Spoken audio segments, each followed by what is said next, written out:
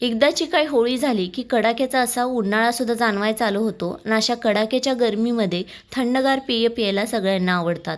त्याच्यामध्ये जर सोलकढी हा प्रकार मिळाला तर खरंच किती मज्जा येते ना.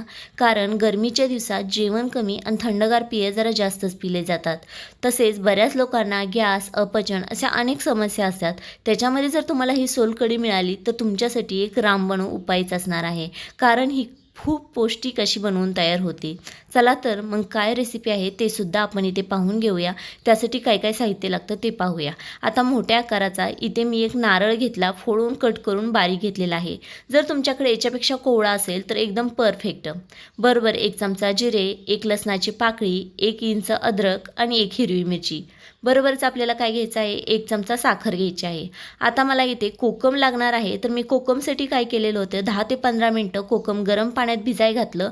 नंतर त्याला छान असं गाळणीने गाळलं आणि त्याच्यामध्ये गाळताना काय केलं, अगदी 1 तुकडा बीट खिसून घातलं, ज्यामुळे कलर खूप छान येतो आणि तसंच तो बीट आपल्यासाठी पौष्टिकसुद्धा असते. आता मी इथे अर्धी वाटी एवढं घेतलेलं आहे. आपल्याला एवढं सगळं लागणार आहे. आता काय करायचं, आपल्याला एक मिक्सर जार घ्यायचा आहे. या मिक्सर जारमध्ये आपल्याला हे सगळं जी नारळ आहे ना हे घालून घ्यायचं आहे. नारळामध्ये एक गोष्ट लक्षात राहू द्या, नारळ जास्त निबार झालेला नसावा, शक्य तितका कोवळाच घ्यावा. म्हणजे काय होतं, त्याचं दूधसुद्धा जास्त प्रमाणात निघतं आणि आपली सोलकढीसुद्धा एकदम बनवून छान तयार होती. बरोबरच आता याच्यामध्ये आपण जिरे, इथं अद्रक घेतलेले, हिरवी मिरची आणि लसूण घालून घेणार आहोत. जर तुम्हाला आवडत असेल तर इथे तुम्ही अगदी थोडेसे म्हणजे 2-4 कढीपत्त्याचे पानं आणि बरोबरच पुदिन्याची पानंसुद्धा घालू शकता. पण ही ऑप्शनल आहेत. आवडत नसतील तर नाही घातले तरीसुद्धा चालतील. बरोबरच 1 चमचा एवढी साखर घालायची आहे.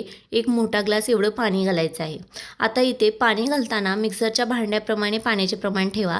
जर भांडं मोठं असेल तर पाणी थोडं जास्त घाला, पण बारकं असेल तर थोडंच घाला, नाहीतर पूर्ण मिक्सर खराब होऊ शकतो. आता आपल्याला ह्याला मिक्सरला फिरवून घ्यायचं आहे. मिक्सरला अगदी 3 ते 4 मिनटं चांगलं फिरवायचं आहे, म्हणजे नारळातलं सगळं दूध व्यवस्थित निघलं जाईल.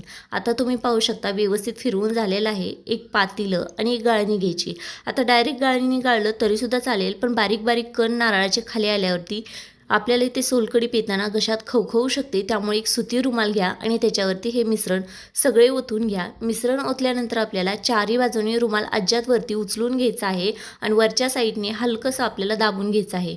म्हणजे याच्यातले दूध व्यवस्थित हलक्या हाताने चांगलं दाबलं की खाली पडले जाईल आणि बरोबरच चाळणीतनं सुद्धा छान असं शोधून जाईल. त्याच्यामुळे त्याच्यात एकही कण राहणार नाही. आता जो हे चुरा राहिलेला आहे ना, तो आणखी एकदा मिक्सरला घालायचा आणि अर्धा ग्लास पाणी घालायचं.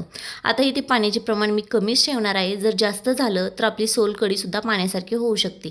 छान मिक्सरला फिरवून घेतलं, आणखी त्याला सुती कपड्यात टाकलं. अगदी त्याच प्रोसेसने इथे मी त्याला दाबून त्याच्यामधलं सुद्धा दूध काढून घेतलं आहे. अगदी आपल्याला ही 2 वेळाच प्रोसेस करायची आहे. जर तुम्हाला वाटत असेल की नारळाच्या या भुऱ्यामध्ये आणखी दूध आहे तरच तिसरी स्टेप करा, नाहीतर करू नका, नाहीतर दूध जास्त पानसट होऊ शकतं. आता हे तुम्हाला भाजीला वापरा किंवा याच्याबरोबर तुम्ही याची एखादी चटणीसुद्धा बनवू शकता. पटकन खायलासुद्धा टेस्टी होईल. आता हे दूध छान असं बनवून तयार झालेलं आहे. हे दूध तुम्ही काचेच्या एखाद्या बॉटलमध्ये भरून फ्रीजला स्टोअर करू शकता. पाहिजे तेव्हा तुम्ही याची सोलकढी बनवू शकता. चवीनुसार 2 चमचे याच्यामध्ये आपण मीठ घालणार आहोत. बरोबरच मी जो कोकमचा इथे ज्यूस काढून ठेवला होता तो याच्यामध्ये सगळा घालायचा आहे. जसं जसं तुम्ही ही हलवत जाचाल ना तसा तसा या कोकमचा पूर्ण कलर याच्यामध्ये येईल. कारण याच्यामध्ये आपण अगदी थोडंसं बीट घातलं होतं, त्यामुळे असा लाल बुंद कलरसुद्धा दिसत आहे. हलवलं की पूर्ण ह्या दुधामध्ये मिक्स झालेला आहे.